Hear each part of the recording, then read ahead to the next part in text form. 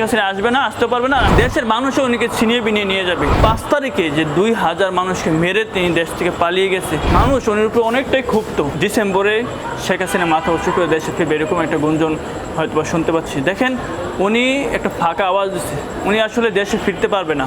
আর উনি মাথা উঁচু করে যদি দেশে ফিরে, তাহলে দেশের মানুষের আরও সুবিধা হবে তিনিকে নিয়ে এসে ফাঁসির মঞ্চে নিয়ে দাঁড়া করে দেওয়ার জন্য বা ফাঁসি দেওয়ার জন্য। উনি যেই মানবতা বিরোধী যেই মামলাগুলোতে উনি জানেন রায় হয়েছে এবং এখন প্রসিকিউটর রায় বাস্তবায়নের জন্য কাজ করতেছে, তো উনি যেই মামলায় উনি নেতাকর্মীদেরকে উজ্জীবিত রাখার জন্য আওয়ামী লীগ যে আছে এখনও নিশ্চিহ্ন হয় নাই, সেটা বোঝানোর জন্য মাঝে মাঝে একটা ফাঁকা বয়ান দেয়।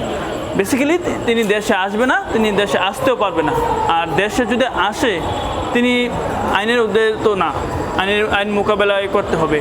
আর তার চেয়ে বড় বিষয় এটা হলো, দেশের মানুষও উনিকে ছিনিয়ে বিনিয়ে নিয়ে যাবে। তখন কোন পুলিশ, কোন সেনাবাহিনী, কোন আর্মি বা র্যাব তাকে কীভাবে প্রোটেক্ট করবে, সেটা আমরা আসলে বুঝতেছি না। কারণ আপনি একটা জিনিস দেখবেন, 5 তারিখে যে 2000 মানুষকে মেরে তিনি দেশ থেকে পালিয়ে গেছে, সেইটা এখনও মানুষের ক্ষোভ থেকে ভুলে যায় নাই।